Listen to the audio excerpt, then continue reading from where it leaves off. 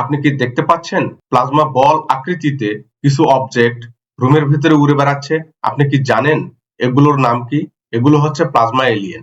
কি বিশ্বাস হচ্ছে না? আপনি বিশ্বাস করুন বা না করুন, এগুলো প্লাজমা আকৃতিতে থাকা এক ধরনের প্রাণী।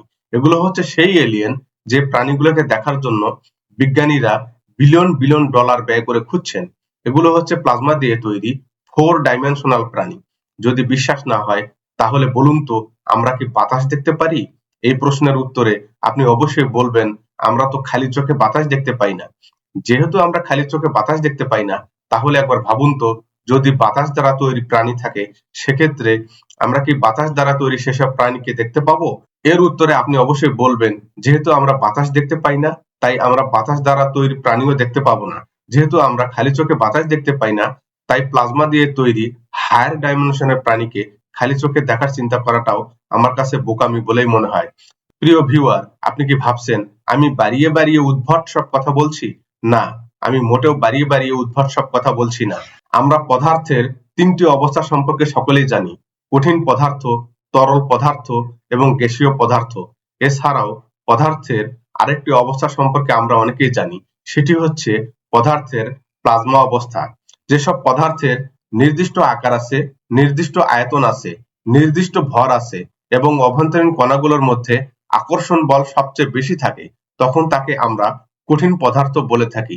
যেমন মাটি, ঘরবাড়ি, পাথর, গাছপালা, ঘরের ভিতরের আসবাবপত্র, খাট, টেবিল, চেয়ার প্রভৃতি হচ্ছে কঠিন পদার্থের উদাহরণ। তরল পদার্থের নির্দিষ্ট আয়তন আছে, নির্দিষ্ট ভর আছে, কিন্তু নির্দিষ্ট আকার নেই। তরল পদার্থ যখন যে পাত্রে রাখা হয়, তখন সেই পাত্রের আকার ধারণ করে। তরল পদার্থের অভ্যন্তরীণ কণাগুলোর আকর্ষণ বল কম থাকে। যেমন পানি, তেল, দুধ প্রভৃতি হচ্ছে তরল পদার্থের উদাহরণ।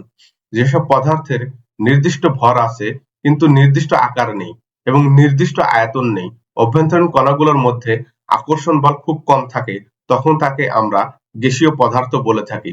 Oxygen, nitrogen, hydrogen, carbon die oxide প্রভৃতি হচ্ছে গ্যাসীয় পদার্থের উদাহরণ। বাতাসের মধ্যে এসব পদার্থ আছে, তবে তা আমরা খোলা চোখে দেখতে পাই না। পদার্থের চতুর্থ অবস্থাকে বলা হয় প্লাজমা অবস্থা। আয়নিত গ্যাস ও ইলেকট্রনের সমন্বয়ে গঠিত পদার্থের চতুর্থ অবস্থাকে প্লাজমা অবস্থা বলে। প্লাজমা অবস্থায় আয়নিত গ্যাসে মুক্ত ইলেকট্রন এবং ধনাত্মক আয়নের সংখ্যা প্রায় সমান থাকে। আমরা বিভিন্ন ক্ষেত্রে প্লাজমা অবস্থা দেখে থাকি, যেমন বজ্রপাতের সময় প্লাজমা অবস্থা তৈরি হয়, ফ্লুorescent লাইট বাল্বে অর্থাৎ টিউব লাইটের মধ্যে প্লাজমা অবস্থা থাকে, প্লাজমা টিভিতে প্লাজমা তৈরি হয়।